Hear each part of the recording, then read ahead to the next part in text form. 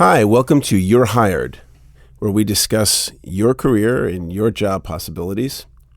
This is our first show, and I've got some amazing guests. But before I introduce them, I want to give you a little background on me. My name's Lauren Epstein, and I've been doing talent acquisition for the last 20 years. Aside from talent acquisition, I wrote a book on how to interview, and my commitment to really supporting people happened in the late 90s.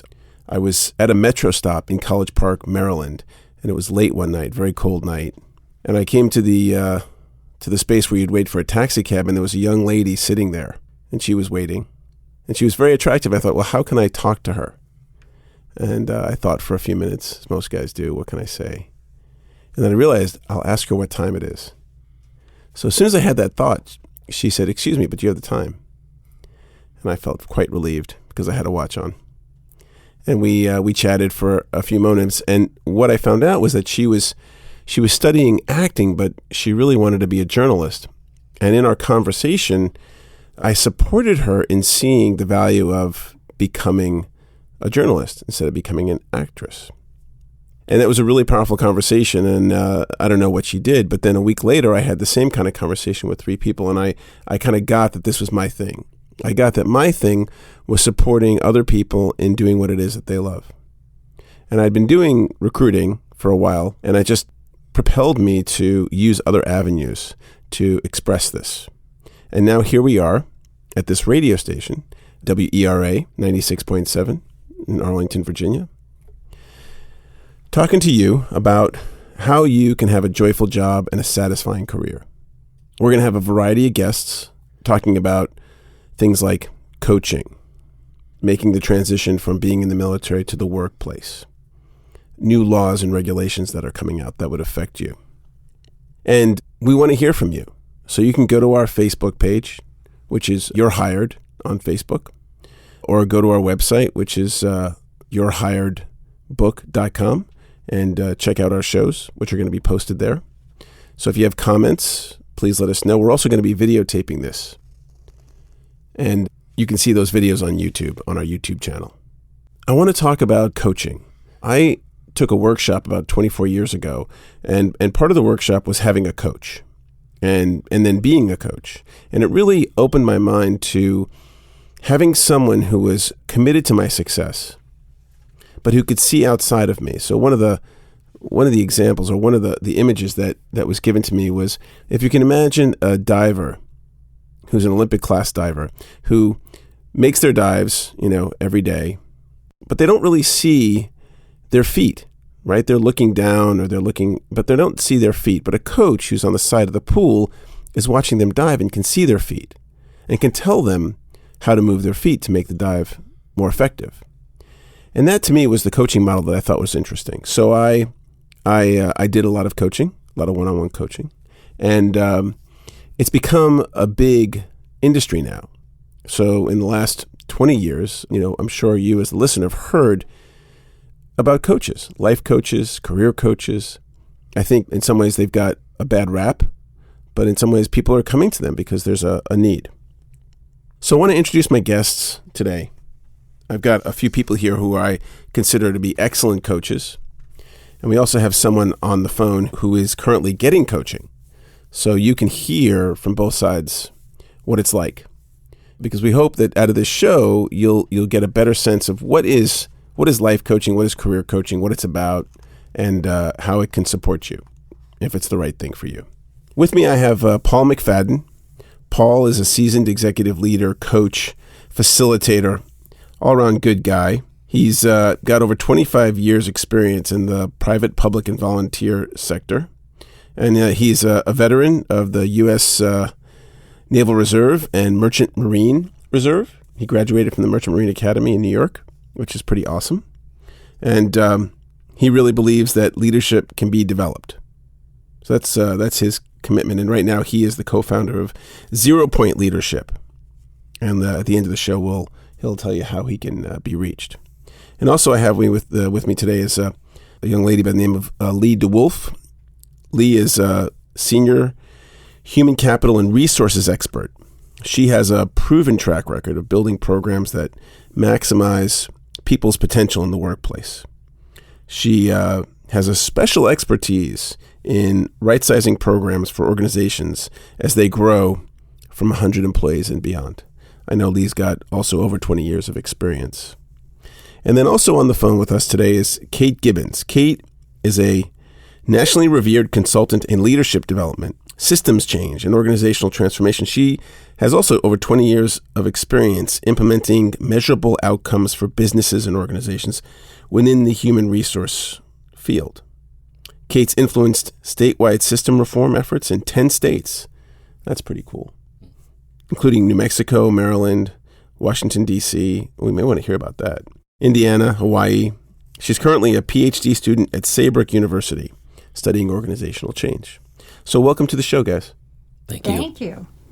I'm going to read something that I read about coaching. And once I read it, then we can start our conversation. This is written by Matthew Jones, who's a life coach and personal growth expert. But he doesn't gloss over it. He hits some of the hard points. So he says, life coaching is becoming more popular. Instead of tuning to traditional psychotherapists, more and more competent, wellness-seeking adults, I like that, wellness-seeking, adults are turning to life coaches to discover a greater sense of fulfillment in their lives. Life and executive coaching is shown to have a positive impact that translates to improved sales and revenue for entire companies. I have seen that. And why is life coaching becoming so popular? And he gives 3 reasons here. He says modern marketing, the stigma of mental health, and the self-help industry. And about modern marketing, which is definitely a huge thing that we're dealing with now. Life coaches are more connected to the current marketplace. They use social media, have updated websites, and know how to market themselves online. They are creative entrepreneurs that are connected to modern trends and hip with technology. I like that, hip with technology. I hope you guys are hip with technology. And then he talks about the stigma of mental health. People are still uncomfortable with the idea of mental illness. I think that's true, right? Would you say that? That's very Absolutely. true. Yeah.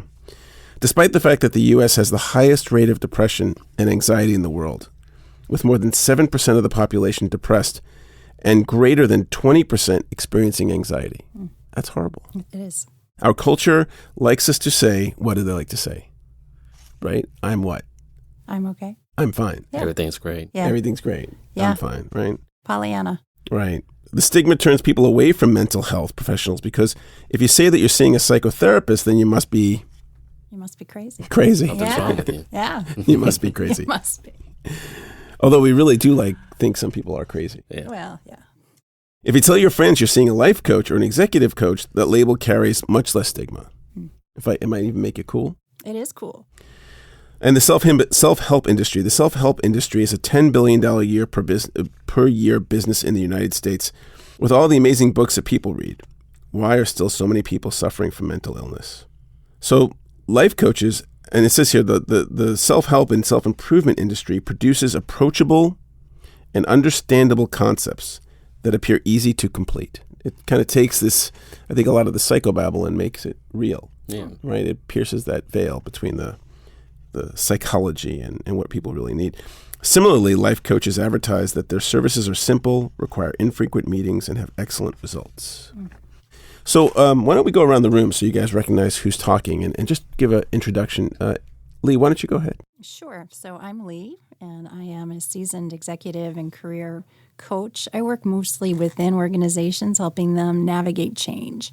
As you can imagine, if something's going on in your company and you're not prepared for it, the anxiety comes up. Perhaps we're going to not want to embrace the change, and that'll slow down the development of that company as well as your own career.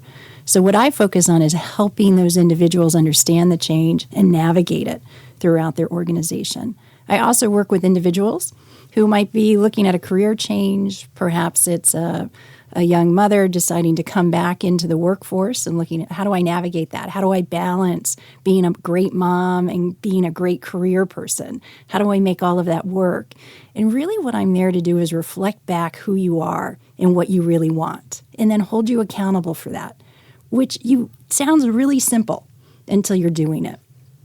And it sounds really, how can I put it, unnecessary that you would need another person there. But what we find is by having that coach, I'm the catalyst. I speed up the rate of reaction. That's it. I'm not giving you anything you don't already have. what I'm do is reflect it back like a mirror and make you focus on it so that you're very clear on what you want and very clear on the path on how to get there. Great. That's awesome. And we have Paul McFadden. Paul, why don't you introduce yourself? Yes. Tell us a little bit about what you do. Thank you. Paul McFadden. I am the Chief Operations Officer and co-founder of 0 Point Leadership. And I'm an expert in the field of neural leadership, which is really the underpinning. What is neural leadership? Yeah, what is that? This sounds... That's something out of Star Trek, man. Yeah, Star Trek is right. Sounds sci-fi. Is there an implant? We can get you. Pay $5,000, you put an implant, and I become a leader.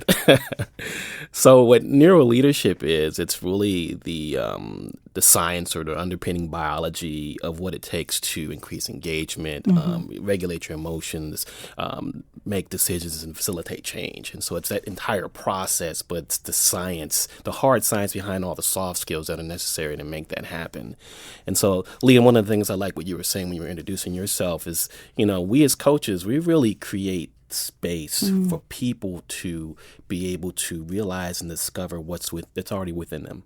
So it's not, we don't have to give them the answers. Yeah. They already have the answers. They have the experience. It's just helping them keep that space and realize that, and then get that little nugget, that little nudge that they need in order to move change forward. And then the coach just helps them be more accountable. Yep. I'm not trying to hold you accountable. You're really accountable to yourself. Absolutely. As a client. Yep. It's just, but I'm there to help facilitate that process in that conversation. And Kate Gibbons is with us here from the high deserts of where, Kate? I'm in Albuquerque, New Mexico. Albuquerque. Oh, that's a nice place, Albuquerque. Mm-hmm. And so I know you have a great background. Talk to us from the perspective of you being the consumer, right? So a lot of folks who are listening now, they want to know, why did Kate, who's a fairly accomplished woman, decide to do this, and how did you come about this? So why don't you let us know first? Just tell us a little bit more about you, just real quickly, and then we'll kind of get into the conversation about what brought you to coaching, getting a coach. Okay, so similar to Leigh, I also focus on change, and I have a great interest in change as a field. My specialty and focus is in government organizations, human services in particular, private and nonprofit organizations, and helping them to navigate change and build team functioning within these entities that are very different than the public sector. I came into coaching, and I received coaching from Paul and his partner Lori at 0 Point Leadership, and I really wanted to incorporate the brain-based education and biology in enhancing my skills to be able to work in these situations. So what it has really done is brought me to this understanding of how each of us as individuals and then as organizations respond to change, because it really triggers a biological system and then impacts not only our brain, which then impacts our ability to stay focused and stay on task. So I'm going to ask Kate, like if I was 6 years old, why did you get a coach? Like you clearly are accomplished, but why did you get a coach? I felt like I was really reaching the limits of the skills that I had at the time. And I started coaching at the same time that I started a PhD program. You started getting coaching or coaching others? Getting coaching. Okay. I started getting coaching, receiving coaching. And it has brought this depth. I knew it would just bring me to a place where I could explore some personal issues and professional issues that might be holding me back, but it's not going deep into therapy or counseling, and it's not the dynamic that happens with a mentor. Right. Okay. But you started it, and when did you start getting coaching? About 3 years ago. 3 years ago. And so let's talk about that. So how often do you get, what's coaching? Is coaching a conversation? Is it by email? Is it by Skype? We do phone conversations for an hour. So you talk with your coach for an hour, and how often do you do that? Every 7 to 10 days. Every 7 to 10 days. And so tell us what a call is like with your coach. So it starts with a couple of minutes of grounding and focus. What does that mean? And then it's breathing, it's bringing intention into what the does conversation. Intention mean? What do you mean by intention? I'm going to get a little bit triple woo here. That's okay. You can get triple woo. It's connecting. But I just want to make sure, because I know if some folks are listening, they may not know what that word is. What that means. What that means. So I'll talk specifically. I work with Lori, who is the other partner to 0 Point Leadership. And she and I kind of create this space. So we do some breathing. We state specifically that we want to be guided. We want to accomplish certain things. We want to maintain focus. And that we want to even at times call on a higher power to help guide us. And that we tap into some of the similar beliefs and values that she and I hold about life. Okay, so you do that for a couple of minutes. Yes. And then what happens? Then Lori asked me specifically what I would like to accomplish during the session. And what might you say? What would be a thing that you would say? I might say I had a situation this week where I was not able to regulate myself the way I would like to. Like you lost your temper or something? Or I, lost my temper, lost my focus, talked too much. That's one of mine, is I talk too long. Okay. So, yeah, everyone's pointing at each other here in the studio. No one's pointing to me yet, so that's good. So you will address something that you feel like you kind of messed up on during the week. Yes, or something that is an opportunity for improvement or learning. Right. So something that you want to make change. Yes. All right. And then what happens? And then she relates it back to one of our established goals. So currently one of my goals is to really find my distinctive point of view and voice as a leader, as I'm considering shifting from consulting into leadership roles inside organizations. Okay, so let's pause right there for a second. So Leigh, let me ask you. So from you as a coach, this sounds familiar, correct? Yeah. So what's going on from the coach's perspective for this first few minutes of the call that she's having with her coach? Well, I set up my calls a little bit differently, where I have my client prepare essentially a prep form before they get on the call that talks about what they've been doing since the last session, where they're at, what they want to work on, anything that may have been a hot topic. So we're really beginning to establish what I call the agenda for the call before we get on it. And then once we're on the call, we would do something very similar where we ground, we reconnect, and talk about when you what's say there. Ground, what does that mean? Grounding really is remembering who we are, is the way I think. Like my name? No, your name is part of who you are. Right. But who am I as a person? Who am I as your coach? What do you need from me as your coach? So what are some of the qualities that someone might say about who they are? Well, it depends on who they are. So it could be, I'm a powerful leader. It could be in that moment that they're an anxious leader, and we'd want to take a look at that. And that anxiety isn't who they are, but it's how they're showing up. And looking and unpacking. When you say showing up, you mean like how other people are seeing them? How other people see them, how they see themselves. Mm-hmm. We all have positive and negative emotions, every single one of us. We can't have the light without the dark. And what's important is to recognize when those things are coming up and say, is that something that's going to get me where I want to go? Is it an indicator maybe that I'm not in the right place? Is it an indicator that I am in the right place? And so what we're learning to do is read and evaluate those emotions as they come up and understand whether that's putting us on the right path or whether it's a warning that maybe we're on the wrong path. So so it sounds to me like what you're saying is that you're using some metrics, some actual goal setting, some things that you can say, well, yeah, this is real and this isn't real. You've hit this, you're there or you're not there. Well, certainly there's goals. I mean, in executive coaching, goals are everything. But it's not arbitrary, you're saying. It's not arbitrary. It's not arbitrary. There's specific things that Absolutely. Yeah, well, that's great. And Paul, what would you say this first part of the call, kind of reflecting on what Kate was saying, like how do you see it from your perspective of being a coach? It's really about when you start that session, it's really clearing the space.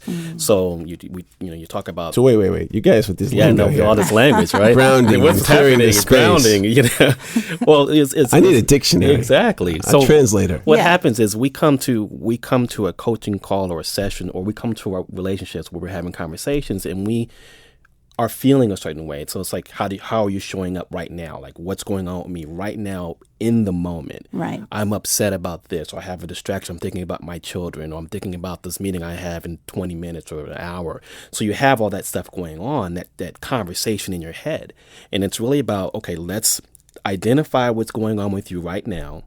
And then let's take that and put it in a box and put it to the side so you can get present. Yeah. When you say put it in a box. I mean, it's metaphorically, Okay. and sometimes you can tell people, So put it aside. Put it aside, because that's going to get in the way of being present. It's going to get in the way of being focused on what it is you would like to accomplish for this. Okay. So in the beginning of your call, you're like basically taking whatever might be in the way.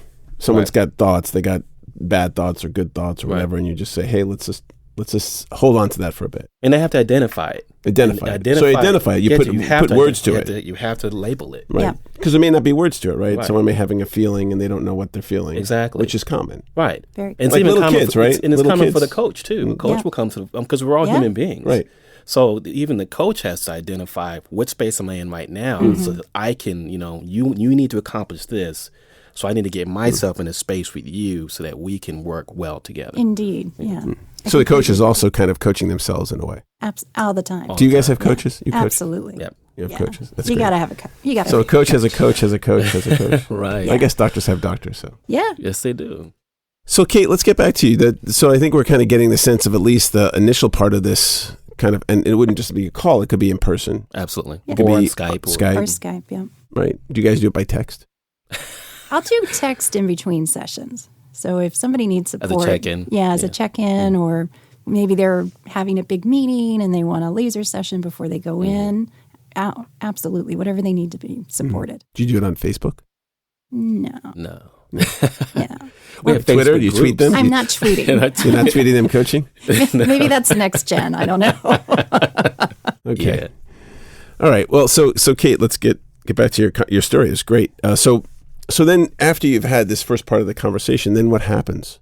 So we then identify which of the pre-identified goals that the pressing issue really relates to, and then what my coach may do is walk me through some of the feelings, walk me through a description of what happened and what in hindsight I'd like to be different, what in hindsight where I realize, I need to do something different. And then we will together either develop or apply, so develop new strategies or apply existing strategies or actions that have been known to work for me. So can you, and I apologize for pausing, Nope. but it's so interesting. I want to make sure that the viewers understand what you're talking about. Can you give us an example, like a specific example? Or at least, even if it's not specific to you, because you don't have to share your personal stuff, but just something that might be something that one would address. Yes. So I'll relate it specific to interviewing, because I have been embarking on interviews recently. And I really wanted to be able to make sure that I get my skills and my kind of soundbite statements into the conversation. And with this tendency to kind of keep talking, which is, can be nerves, can be my brain kind of going offline and doing its own thing, I will use a breathing technique in particular that I've learned with Paul and Lori. And it's something that, each time I use it, it gets easier and easier to recognize when to use it and to just access it. That's great. So when you're in the interview and you do this technique, what happens? I'm able to not only take control of my brain and body and responses, but also empower myself to have the calm confidence to then kind of take control of the interview and start to direct it the way I'd like it to go without it being such an overt hijack of the conversation. Gotcha. And so that's a great example. That's an awesome example. So what else have you, so then what happens after you guys work on this? Or is it just kind of you work on this for the next 50 minutes? Is it like the same kind of taking a thing and then going on? Or what's the next part of the conversation like? We tend to take it much deeper into why do you think this may be happening, deeper into insights and realization. There is this trust and space that's created where I can then be a little bit more vulnerable. Gotcha. So you have a lot of trust for your coach. I do. And how important is that in this relationship you have with your coach? It's a non-negotiable. I mean, I could not. It would not be. How about the coaches? Otherwise, what do the coaches say about trust? Yeah, I agree with that. It's a non-negotiable. It's not. Yeah, you can't be vulnerable with somebody if you don't trust them. Absolutely. And being coached is a lot about being vulnerable and sharing things that are intimate to you that you might not want published. Or, that's right. I really acknowledge Kate for being here today and sharing. That's a brave thing to do. Mm-hmm. It's extremely brave.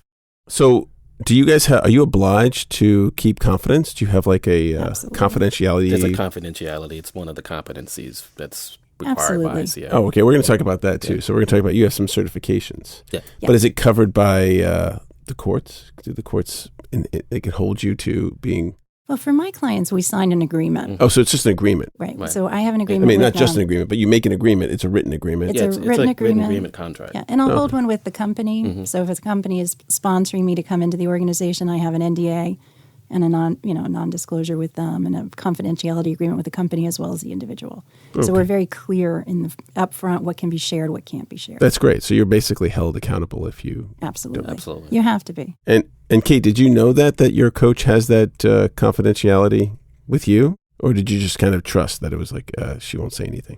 Yes. I mean, I had worked with my coaches in other settings prior to embarking on the coaching, but we made a very clear commitment and statement of expectation at the very beginning. Mm-hmm. I want to talk about the coaches for a second because we kind of touched on they have some certifications, right? And I know both of you have gone to college, right? Yes. Paul is a merchant marine, right? So that's a pretty big deal. And Leigh graduated with a degree in what's it called? Not biology, but in horticulture. Yeah, that's right. So she knows horticulture really well.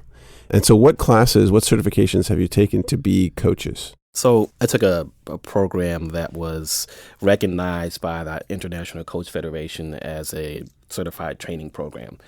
And in that process, you take, it ends up being something like 36 hours of coach-specific training. And then there's self-study and there's assessments that you have to take along the way as well in order to obtain, 3 different levels of coaching certification. So the first level is the associate coach certification. So it's called an ACC for short. And you have to have not only the coach specific hours and the self training hours, but you also have to have 100 hours of actual coaching experience. Mm-hmm. So you have to actually be doing the work. So when you're doing the coaching work, is it kind of like practice? I mean, you're coaching real clients, so it's not. It is practice as far as the experience. Are they paying you for this? No, they could be paying you, or it could be pro bono. It depends on the arrangement that you have. Okay. Yeah. But you'd like them to be a paying client, especially. That's preferred, right? That's preferred. But sometimes people trade coaching hours so that they can get the experience, especially when you're just starting out and you're not really sure what to do. You may seek a mentor, and that person will give you some guidance on how to accumulate your hours that you need in order to get that first level of certification. But after that first level of certification and you get your feet wet, so to speak, and you start really working with some clients, now you need 750 hours in order to become a professional certified coach. Mm-hmm. And so after 750 hours, you have some experience. You have some knowledge of what's going on. So the 750 hours, is that of working with clients? Yes. So do you document all that? Yes. And do you have to submit it to someone? Absolutely. Yes. And you've attained that level? Absolutely. Yeah. I have over 1,250 documented hours. Okay, so you document every hour of coaching you do? Mm-hmm. So it's like flying.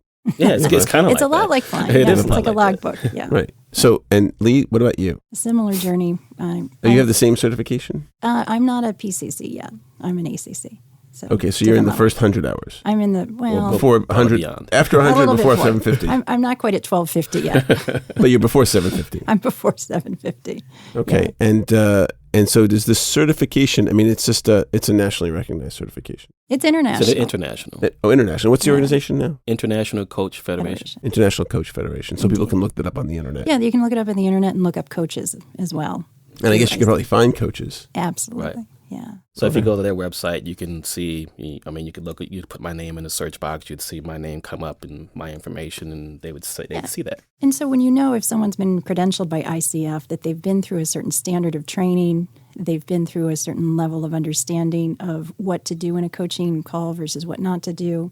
You spoke earlier about therapy. Mm-hmm. Coaching is very different than therapy. We're not trained therapists. We're not there to look for dysfunction or to prescribe medication or anything like that. However, we need to know what to look for if we need to refer somebody.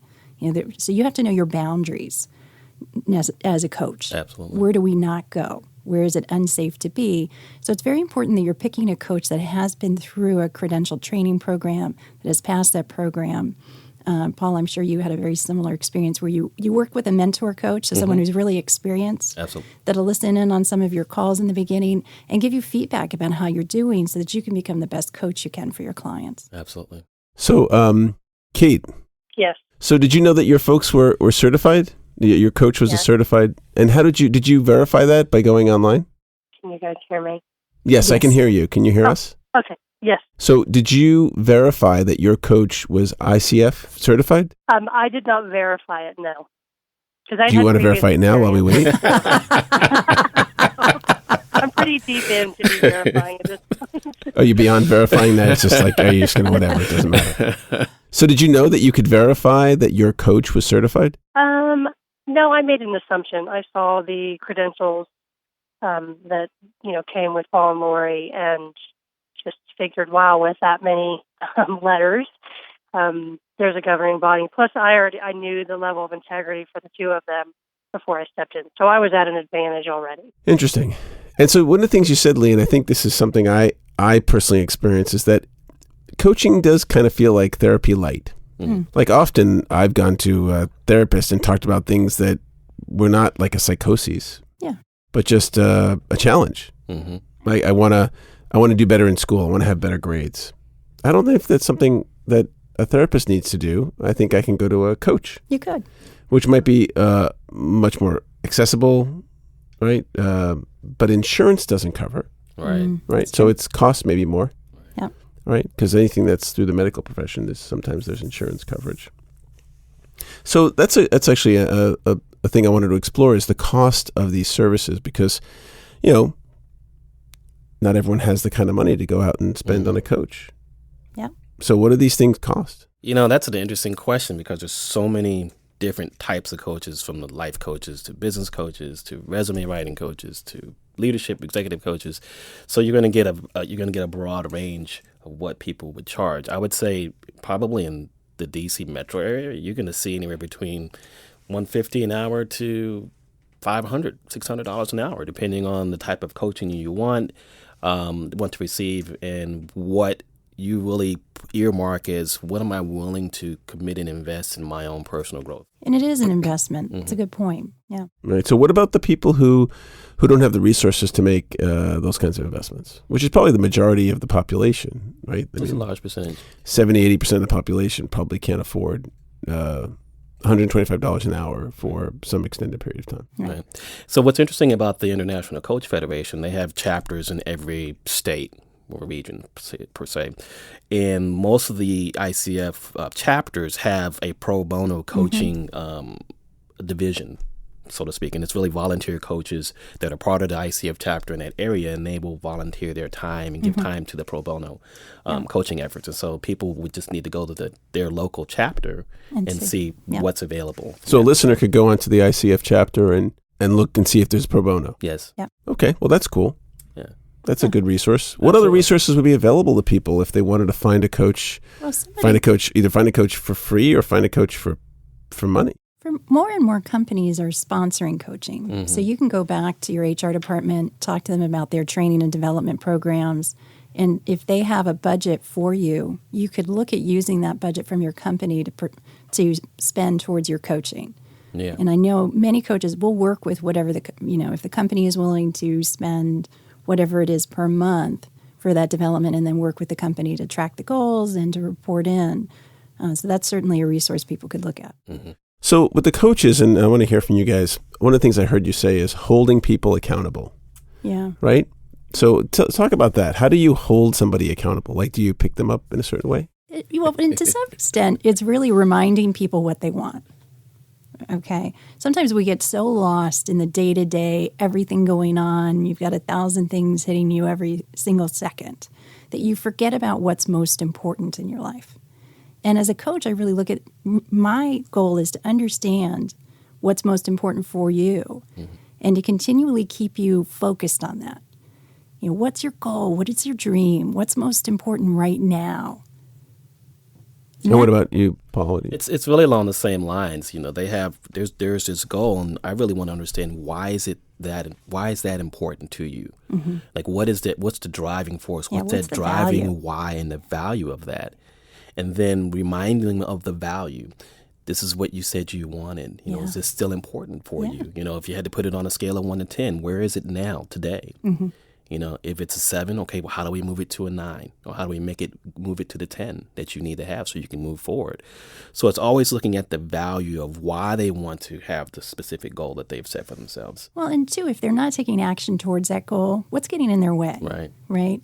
I mean, sometimes people aren't taking action towards a goal because they're stuck and they don't know what to do. And there's modalities that we can use and ways we can be with that person to help them get unstuck. Mm-hmm. So what's a modality? Forward. So, for instance, we might do an exercise on perspectives. What's really, whether it's looking at, I did this with a client the other day, and I said, well, let's do it now. Yeah, sure. So I'll be your coachee. What's a goal, Lauren? What's something that's important to you that you want to accomplish? I want the show to be unbelievably successful. It already is. I want Oprah to come on my show. That's my goal. I think she's already listening. It's great. I want her on my show. You want her on the show? I want her sitting in the same seat as you're sitting in. And I can say I sat in the same seat as Oprah. That would be amazing. Yeah. Okay, so tell me more about this goal. Well, I want the show to be very valuable to the listeners so that they feel that their lives are made better, that they can take the information and not just help their lives, but their friends, their neighbors, their family. I'm going to stop you there. I'm going to interrupt. Sure. Paul, did that resonate for you? Were you in? I didn't get it. No, yeah. No, they're not getting it. Yeah, I mean, it didn't resonate. Okay. So this is the hot seat, right? Yeah, this is the hot seat. So why, you're asking me why I want to do it? I didn't feel like that was really important to you. I wasn't convinced. Oh, okay. That's good to know. So, and here's the thing. Yeah. Okay. If I'm not convinced that that's an important thing for you, no one else will be either. Right. And okay. And you're going to need people to help you along the way to get this done, right? You're going to need your listeners to want to listen. I could see how uncomfortable this feels. Right yeah. now. I can tell you, the listeners. This is great. This is very uncomfortable. This is great. Because now I feel very exposed. No. You do. This is the vulnerable part, right? This is the vulnerable part of coaching. This is why we don't do it live on radio shows, right? So you're hearing the first live coaching experience on radio. There you go. On your radio. Congratulations, Lauren. You're an innovator. Okay, so help me out. So let's talk to something else in the room. If you were to talk to this microphone, for instance, what would it tell you about this radio show? What would the microphone tell me? Yeah. Play a little. The microphone would tell me that I'm funny, I'm interesting, I'm entertaining. You're funny, you're interesting, you're entertaining. People want to listen to you. People want to listen to me. That's true. You have something. My wife wants to listen to me. I know that for sure. She does. I've met her. So I got one. Yeah, you have at least one avid And the listener. person who's listening to right now, that's 2. That's 2. There you go. Right. There you go. Okay, so you have something people want to hear. I have people something want to hear. That's true. Absolutely. So do you see how that just sounds a little bit more interesting than your original speech? It sounds way more interesting. Way more interesting. That microphone's pretty smart, isn't it? It must be very So smart. how about the lights on the top of the ceiling?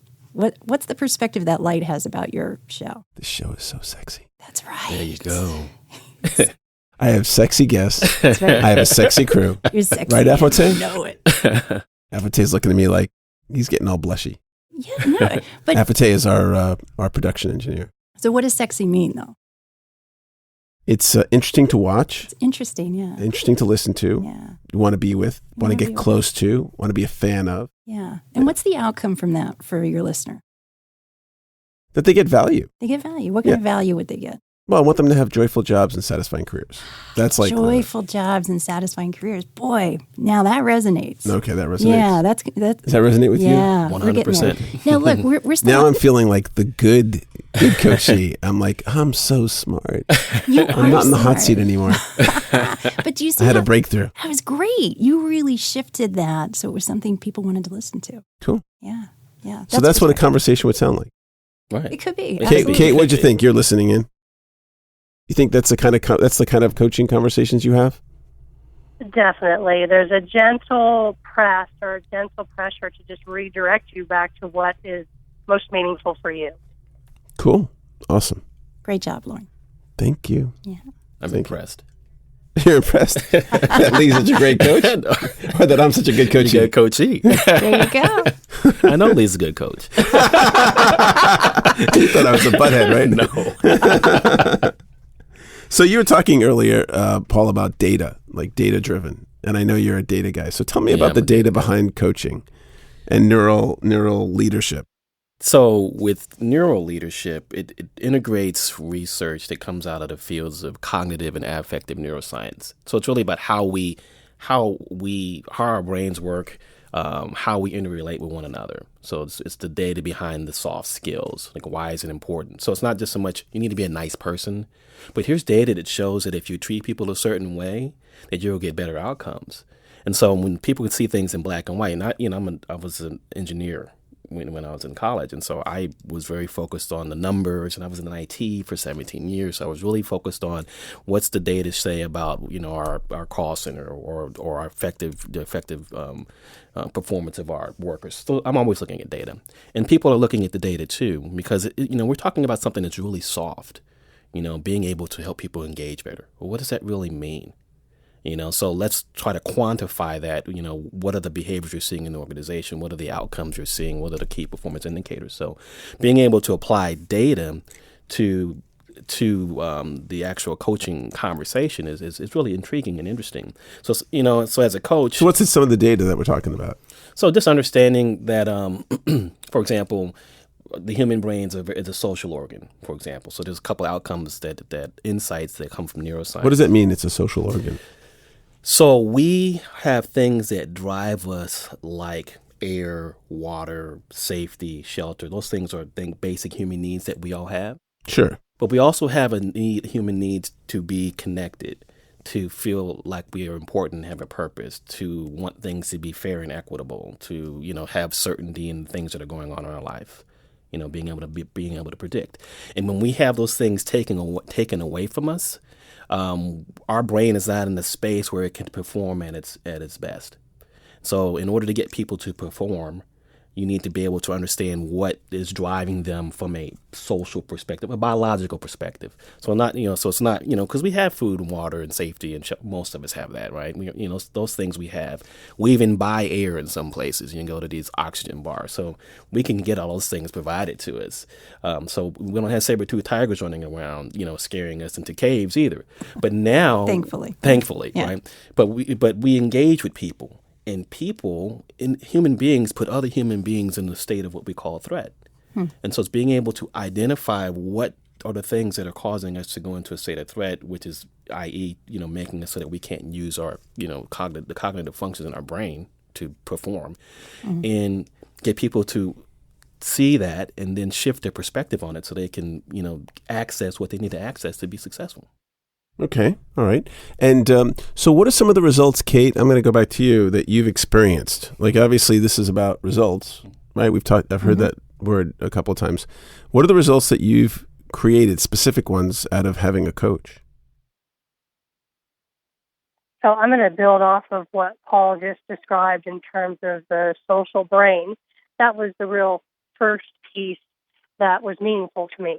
So I was able to take that and better understand what we call in-group and out-group. So anytime I felt like I might be excluded, I have been able to redirect my brain to deal with that so that I can be fully present. I've also been able to recognize that same feeling in other people and therefore target an exchange with them to kind of bring them back in. So in specifically working in youth and family teams for youth or families who are receiving mental health services, they tend to be on an out group and automatically feel that way. And so I began to recognize that and had specific targeted interventions and actions to bring them in or to have them feel like they're on the in so that we could have more productive teaming and access to services. And what about any results like earning more money or physical health? Anything's changed over the last 3 years? For me as a recipient, yes. I've been getting coaching now consistently for about 7 months, and I'm definitely less stressed as a base. I have less anxiety about performance. I'm more confident going into situations and knowing that I have the tools from coaching that allow me to just kind of be present in whatever setting that's happening and then to access what is really my skill that I bring that's different as a consultant. And what would you tell folks who have never had a coach about coaching if they're coaching interested? I would say do it and to get creative about how to finance it. And because, I've had a couple of coaches and all of them have been very clear that finances and paying for it should not be a barrier to accessing it. Mm-hmm. Cool. So I'd encourage others to get very clear about, what you want and what it would take to be able to access that support. Cool. So I'm going to turn the table. Leigh, I'm going to ask you, so why do you coach people? There's something when you create that result with somebody. And so you're watching someone mature and grow, and I don't want to use the word breakthrough, but it's the only thing I can come up with off the top of my head. But you see them become the best self they can possibly be. And I don't know about you, Paul, but sometimes I'm like, man, I do this for free. I wish, right? If I didn't have to pay my mortgage, I certainly would. But right. there's just that amazing feeling that you get by being that catalyst. Are you like Clarence the Angel? I guess, yeah. Do you get your wings every time? I get my wings every time, and you get to celebrate. And you also get to mourn with people. Coaching's not always about the celebrations. The celebrations are important and they're great, but also just being in that place with somebody and helping them through a transition, helping them through a tough time. I think about my girlfriends, my warriors that are with me in my life, and being that for somebody else. One of my first coaching clients was going through cancer treatment, and helping them be the best that they could through a really difficult time. It was an amazing experience, and I just was so in awe of what she could create and what she could do. To me, that's the juice. Yeah. Cool. Well, we're going to wrap up in about a minute and a half, but I wanted to ask you, Paul, what do you think it takes to be a good coach? That's a great question. That's a great question. Yeah. I think it takes a couple things. One, I think it takes a genuine curiosity. Yeah.